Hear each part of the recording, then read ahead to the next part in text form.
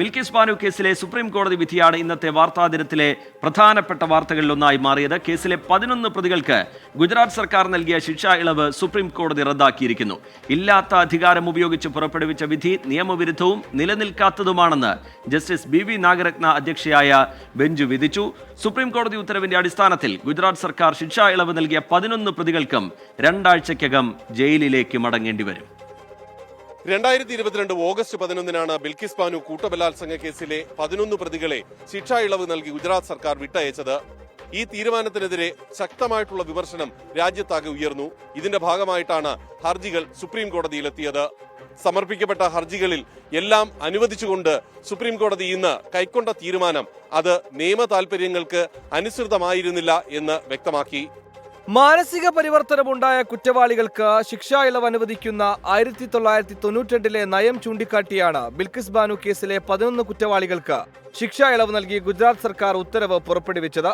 ഗുജറാത്ത് സർക്കാരിന്റെ ഈ തീരുമാനം ഉചിതമല്ലാത്തതും നിയമ താൽപര്യങ്ങൾക്ക് വിരുദ്ധവും അധികാര ദുർവിനിയോഗവുമാണെന്ന് സുപ്രീം കോടതി വ്യക്തമാക്കി. ശിക്ഷ പ്രതികാര നടപടിയല്ലെന്ന പ്ലേറ്റോയുടെ വാചകങ്ങൾ ഉദ്ധരിച്ചുകൊണ്ടാണ് വിധി പ്രഖ്യാപനം തുടങ്ങിയത്. ജനാധിപത്യത്തിൽ നിയമവാഴ്ച നടന്നേ മതിയാകൂ. നിയമവാഴ്ച ഉണ്ടെങ്കിൽ മാത്രമേ സമത്വം ഉണ്ടാകൂ. എല്ലാ സ്ത്രീയും ബഹുമാനം അർഹിക്കുന്നു എന്നും ജസ്റ്റിസ് BV നാഗരത്ന ഉത്തരവിൽ വ്യക്തമാക്കി. കേസിന്റെ വിചാരണ നടന്നത് മഹാരാഷ്ട്രയിലാണ്. ശിക്ഷാ ഇളവ് പരിഗണിക്കേണ്ട ഉചിത സർക്കാർ അതുകൊണ്ട് തന്നെ ഗുജറാത്ത് അല്ല. പ്രതികളെ മോചിപ്പിക്കാൻ ഇല്ലാത്ത അധികാരം ഉപയോഗിക്കുകയായിരുന്നു ഗുജറാത്ത് സർക്കാർ. CRPC 432 അനുസരിച്ച് വിടുതൽ അപേക്ഷയിൽ തീരുമാനമെടുക്കുമ്പോൾ വിചാരണ കോടതി ജഡ്ജിയുടെ അഭിപ്രായം തേടിയില്ല.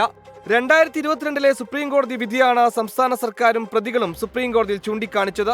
ശിക്ഷിക്കപ്പെട്ടവരിൽ ഒരാളായ R ഭഗവൻദാസ് ഷായുടെ മോചനത്തിന് 92 നിയമത്തിന്റെ അടിസ്ഥാനത്തിൽ 2 മാസത്തിനകം തീരുമാനമെടുക്കാൻ സുപ്രീം കോടതി നിർദ്ദേശിച്ചിരുന്നു.